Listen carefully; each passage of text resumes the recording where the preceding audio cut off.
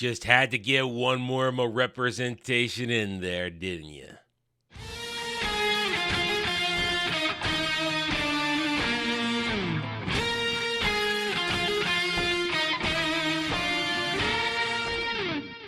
Howdy all, I'm Adam the Renaissance Nerd, and welcome to my final review of Halo Season 2. We did it, we made it. This show is garbage. It is an insult. Here is the ultimate sin with this episode. There are moments where you go, oh shit, and realize they could have done this a whole season. They could have given you an actual Halo show for 2 seasons. They see it right there. They show you what looks right. And instead of chosen to insult the franchise by just putting out utter agenda-driven trash. Because that's in the end what this show is, agenda-driven trash. Listen, I put out a theory last week, on last week's review. How much time would they actually spend on the Halo in the episode titled Halo? How long before they set foot on it? Well, I'm not going to spoil it right now. You have to watch a little bit longer. But I think you can tell where I'm leading you for the answer. The Halo in this gets little to no action. So much goes on everywhere else. And they even... I'll get to it right away, but they kind of ruin the whole point of the mysteries of the Halo with the way they decided to go in this. It's ridiculous, it's bad, and also it's also mostly, well, I won't say the episode is boring because there is action, but the John 117 stuff is relatively boring because it's completely unnecessary.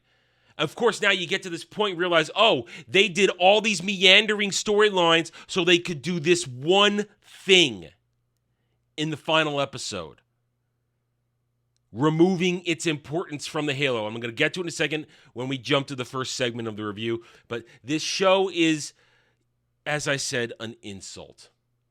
It's an insult.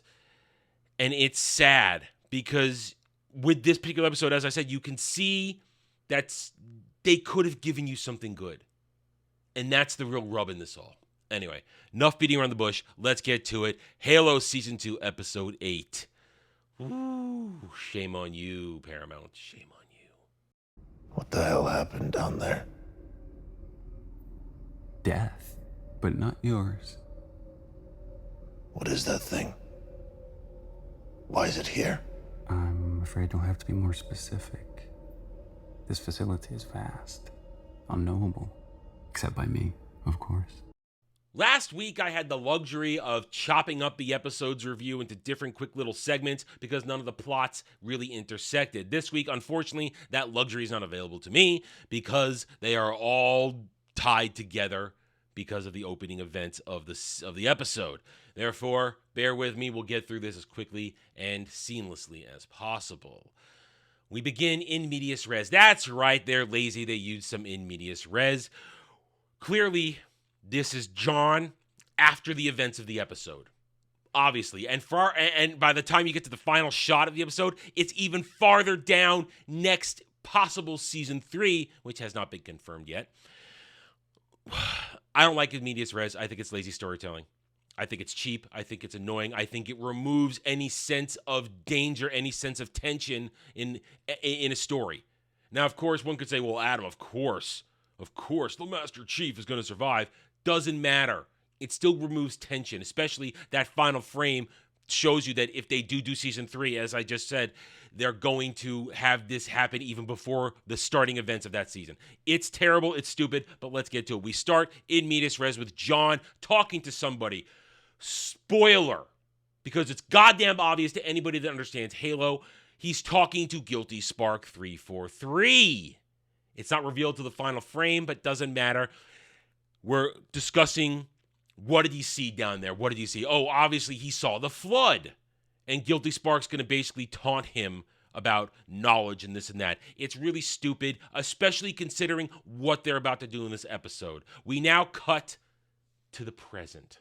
We are in Miranda's lab in the facility, and she's examining what is obviously a flood spore as it's suddenly become undormant. And she asks this moron standing behind her, did you touch this stuff? Now, this character right here, her entire existence is for two reasons. One, so you can get a little bit of agenda, one last little agenda insertion. Oh, look, she's gay with somebody. Look, she's gay. Isn't that nice? She's gay. And isn't it a tragedy about what's to happen to her? Here's the real tragedy, that they even put this in there because it's completely unnecessary. It's also unnecessary, the fact that, here we go, she is patient zero for a flood outbreak. That's right, Halo knowledgeable fans. The flood is already now off the Halo. Isn't that great?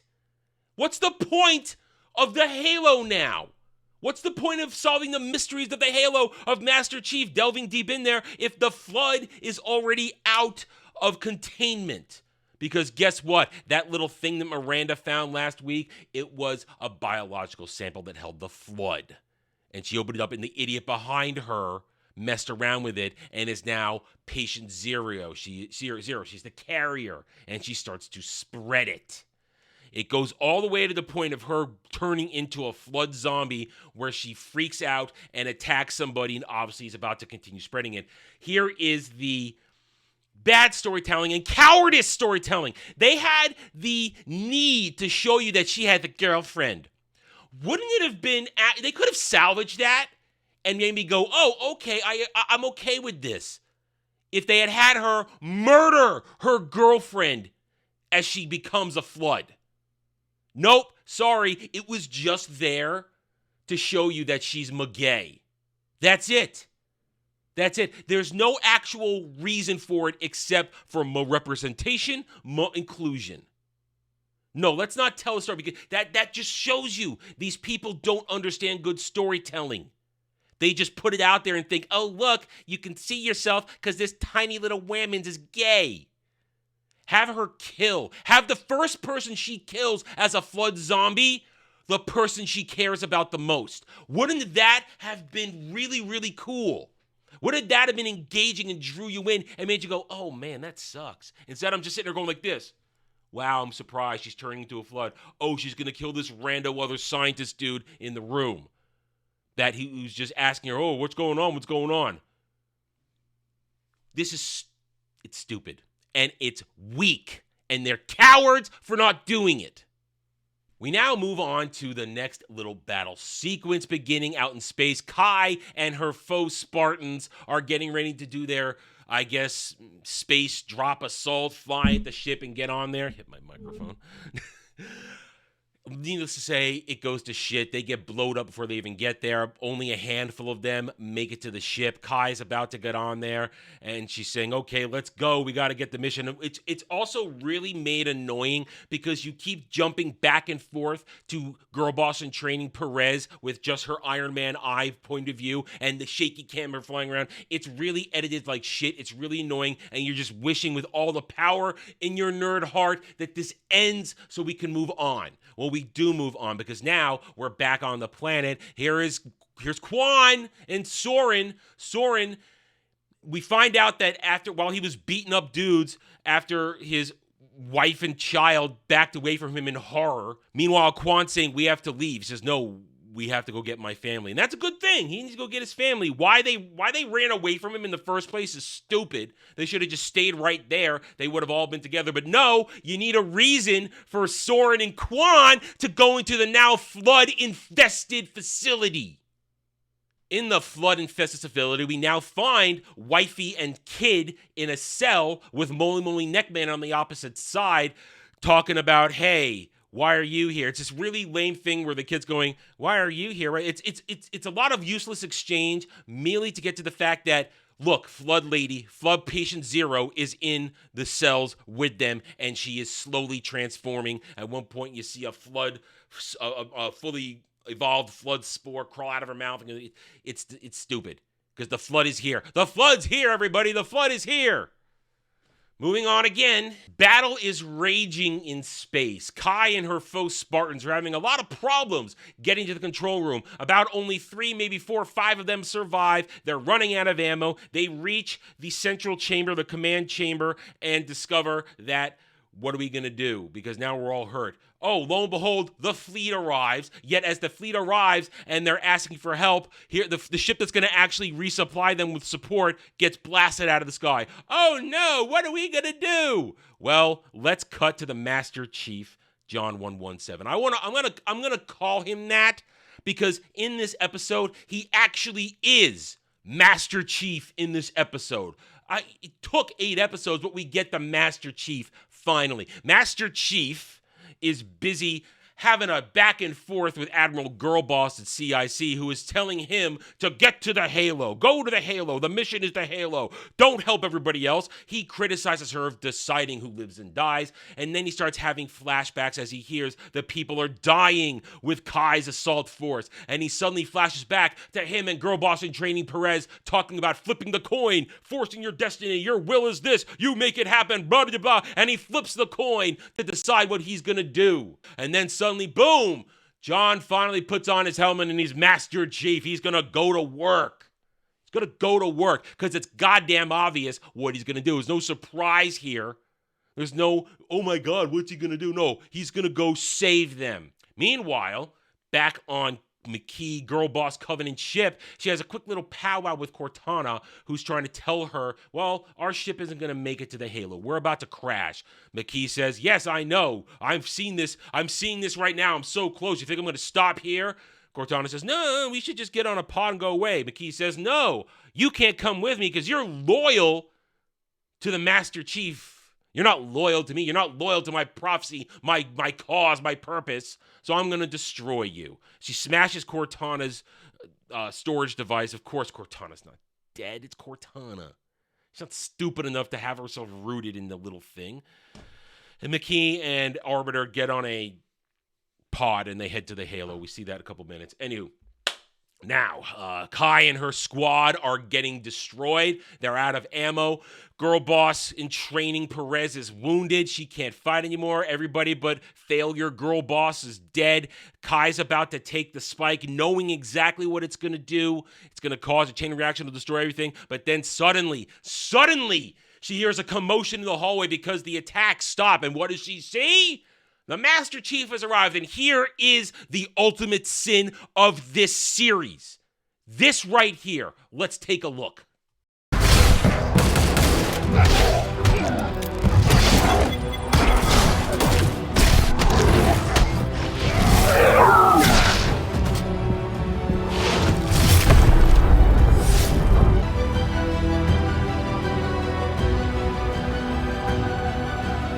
I want you to imagine something with me for just a moment here. Take a second and wonder what it would have been like if a scene like that had been done with consistency for not just this season, but last season as well. The Master Chief kicking ass. The Master Chief treating Covenant elites like the paper people he sees them as.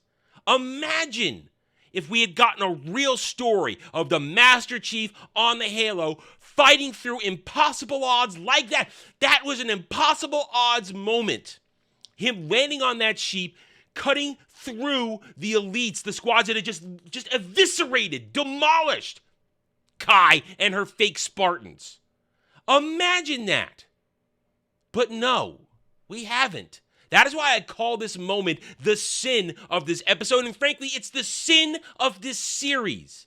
They just showed you they could do it. They could give you the Master Chief fighting Covenant, fighting Flood. But no. They chose not to. Because I don't know why, really. It seems like such a simple solution to a good show. I don't understand. Because of your agenda, diversity, inclusion, let's have an entire season of girl bosses yelling at men, yelling at each other, trying to find out who's the bestest girl boss of them all? Now, mind you, that clip right there, that was basically the entire fight. A little editing magic so you can get the look of the Master Chief badass walking into the room. But that's it. That is all you goddamn get. 15 to 30 seconds.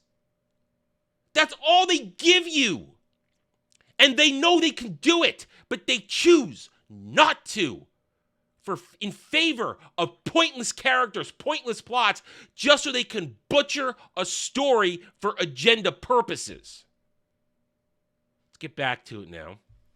So after Master Chief does his actual Master Chief thing, walks into the room, Kai going, it's the Chief, in awe. That is the awe that should be present whenever Master Chief John 117 enters a situation and people get to watch. You must watch this god on a battlefield lay waste to his enemies. That is what you should get. But so he walks in, he assesses the situation, they treat Perez's wounds. All that's left is Kai, failed Girl Boss, fake Spartan, and Girl Boss in training Perez, and the Master Chief. Master Chief says, let's get them evac out of the way of Kim in. Kai's going to stay behind to finish the mission, even though she knows what's going to happen. She says to Master Chief, hey, we knew this was a one-way ticket. We're Spartans. We never... They try to have this meaningful moment of Spartans never die, but we do die, don't we? We're the last of our kind. It would actually mean something if I gave a damn about Kai. If I gave a damn about any other Spartan. If I gave a damn about John in this entire series before Master Chief decided to show up and kick some ass. They leave. It doesn't matter. Kai's gonna sacrifice herself. I'll spoil it now, but we'll get to it when it happens in the show. Anyway. Back on flood-infested facility, Soren and Quan enter, and they just find a bunch of mid-metamorphosis flood zombies who aren't quite active yet. They're still going through the process. They continue to go through until they reach a control room where they're trying to figure shit out. Meanwhile, back in the cells, Patient Zero Flood Chick has gone full flood now. She starts to mutate. She tries to kill Soren's family. Moly Moly Neckman tries to get the guard to do something. He won't listen because he's clearly been infected too. Takes his gun. He kills the creature. Great, he saves them. But now guard turns on him and is going to kill him until Soren and Quan show up to save the day. They let everybody out. Everybody's happy. Oh, Dad. Now, it's a really stupid moment. Suddenly, Kid is happy to see his dad. Last episode, when Kid saw Dad, Kid was horrified at Dad for kicking ass. Now suddenly, Dad, I'm so glad you're here. Wifey, I'm so glad you're here. Bad storytelling. I'm just saying, it's bad storytelling. No one checked what previous episode relationships were like. Everybody's going to leave until Moly Moly Neckman says, hey, what about me? Soren recognizes him. Hi, been a while since seeing you. Yeah, he's going to leave him there. Says, oh, well, goodbye. But Wifey says he saved us. That's enough for Soren. Soren owes him one. Lets him out. Says, you stay in front of me, fine. Moly Moly Neckman's going to lead them to safety. Back in the battle, John 117, the Master Chief, because he is kind of being Master Chief here, has spaced himself, and he's on a direct course for the McKee Girl Boss ship that has Cortana on it. Admiral Girl Boss is yelling at him to go to the Halo. Where are you going with that? You don't need to go get Cortana. She brings in Halsey, who she says, tell him to go to the Halo. Don't go for Cortana. Halsey then says, John, the best way you can enter the ship is through this point right here. Thank you. Got it. Halsey understands.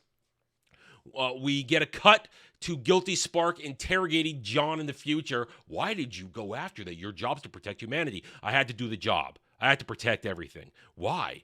Because she needed me. She's a part of me. She understands me. She gets me. We're one. Great. Would be nice if we'd actually had some Master Chief Cortana relationship building. That's the other sin of this episode, of this series, this season. They kind of just drop it right in here suddenly that Master Chief and Cortana have some sort of epic relationship going on. There's been zero building blocks for that. Last season, they were at each other's throat. Or he was at her throat and she was just being a spy for Halsey. And this season, they've interacted all of once. One conversation. And suddenly, they're bonded to each other? If this was real Halo, they would have been through the shit and we would get it. But no, suddenly, he arrives on the ship. It's crashing. Cortana says, Chief, why are you here? We can't get out of this. I'm here for you. Okay, but how are we going to get out of here? I'm in the ship. Nothing can hold me. Well, we're going to have to chance it. As the ship's crashing, he punches the console, and apparently that's enough for her to transfer herself to him, I guess. I don't know. Whatever. I mean, I think I remember correctly in the original game, her core processor's in his helmet.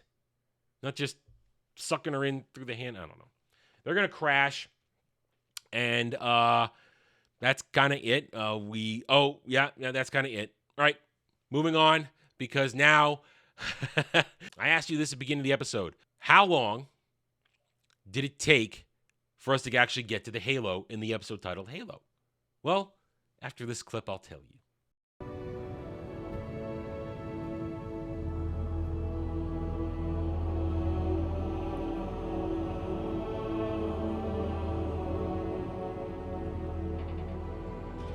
"30 minutes out of a 54-minute episode.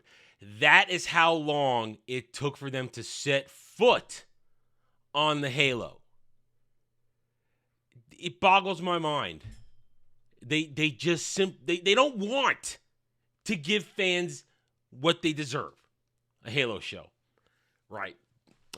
For a moment, Master Chief reverts to John, takes his helmet off, as he and Cortana gaze at the splendor of the Halo, remarking how Cortana has to talk about how it's the perfect fusion of biology and artificial intelligence. It's alive, it's doing stuff. And then let's go to work. So helmet goes back on, and you get a couple of really good shots.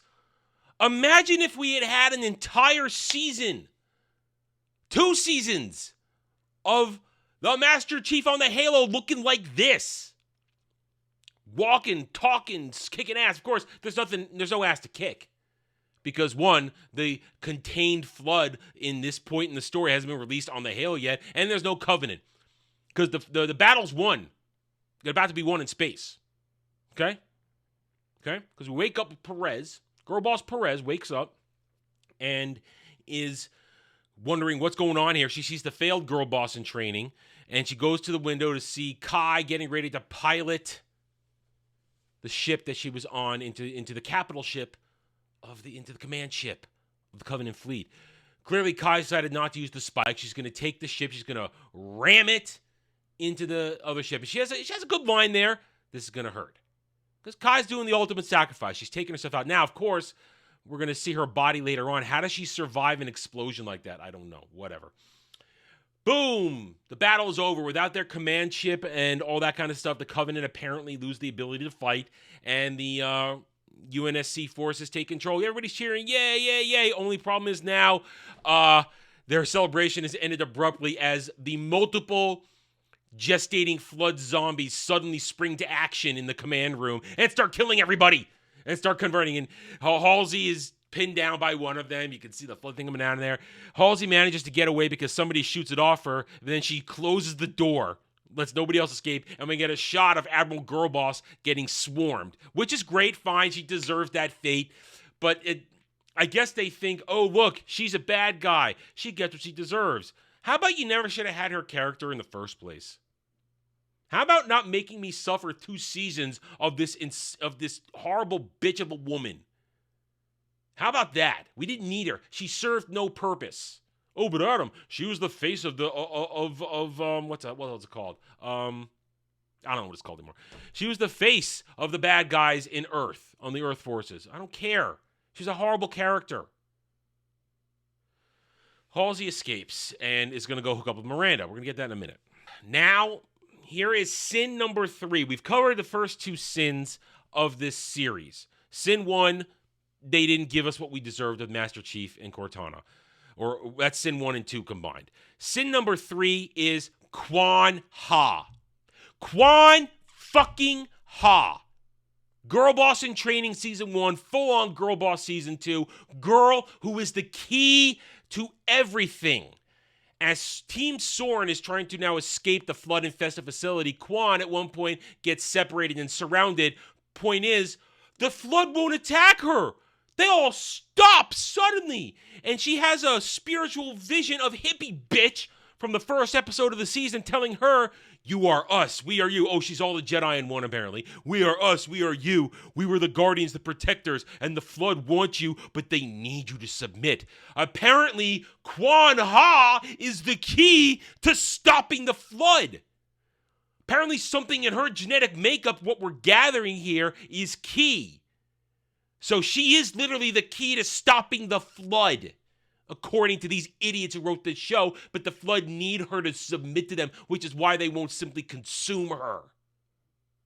How horrible is this? They manufactured a girl who's the key to everything, and she has to be mud diversity, mud inclusion at the same time. Not only is she that, she's a horrible character. She's insufferable. She learns nothing. She accomplishes nothing except being a stubborn bitch. And when she doesn't get her way, she yells at everybody. There's never any consequences for anything Quan Ha does in this entire goddamn series. Terrible. Annoying. I knew they weren't going to kill her here. I'm thinking, no way. She's got plot armor so thick, you could cover it in an entire capital ship that would survive a kamikaze attack. She gets away clean. Because Quan Ha is the girl who's the key everything. She'll reconnect with Soren and group, and they're trying to leave. Problem is, wifey says, go, go, go, I'll lock the door. Oh, she locks the door all right, but wifey locks it from the other side. Soren's going, what are you doing? What are you doing? Let me in there. She goes, I can't. I've been bit. I've been infected. Wifey then confesses, I was never angry at you.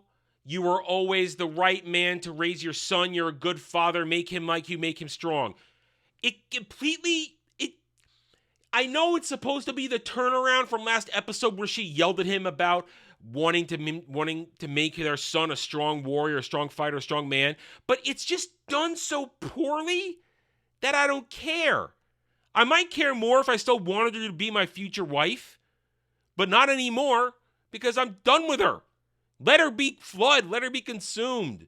So Soren leaves her because Soren is a guy who understands practicality, and he goes, and they escape. Yay, they escape. And he has to tell his son that the mother's dead and the monster is real. In Miranda and Halsey's room, Halsey goes to Miranda's laboratory, and they start to have a geek-out session, or Halsey has a geek-out session about the biological nature of the Flood and how old it is and this and that, and they were around when the Forerunners were there. And Miranda's trying to say, we got to escape. Problem is, in the middle of their moment of having a important mother-daughter thing, Halsey freezes because guess what? Oh, she'd been infected too. So Miranda's going to freeze her ass, and that's it. We see that freezing later. I'm just telling you now. She's going to freeze her because, remember, one would say there's no saving from the Flood, but no, remember, Quan Ha is the key to everything. On the Halo, remember, we're actually on the Halo.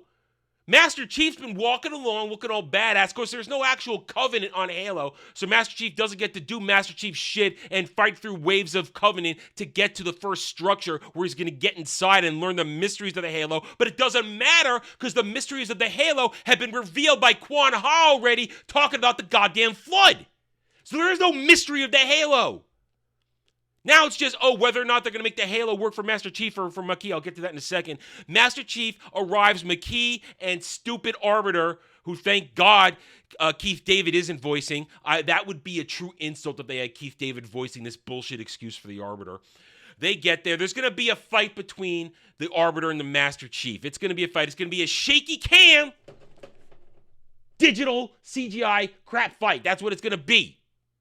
Shaky cam CGI fight. Master Chief goes down in round 1, gets up in round 2, does some maneuvers with a grappling hook and this and that, beats the ever-loving shit out of the Arbiter. Arbiter's there. Arbiter says to Makee, tell him I want to die. Restore my honor. She doesn't want to, but she makes him. He makes her. Master Chief does what he wants, as I understand what he's saying. Ganks him. Proper thing to do. Yay, it's over. Now we get a back and forth between Makee and Master Chief about what is going to happen because she activates the Halo. She turns it on. She could just turn it on from there. Whatever. Master Chief and Cortana watches the activation. They see the Earth fleet who are now victorious. They're getting ready to land, and I guess Master... Why? Why? We're on the Halo, and there's going to be no Covenant. Or if there are, it's... They've landed on the Halo, and they still managed to F it up. Because now McKee's going to give a speech about how it is my destiny to make everything pure because nobody deserves it. I'm the one that will command this power. It's my destiny. And she runs inside.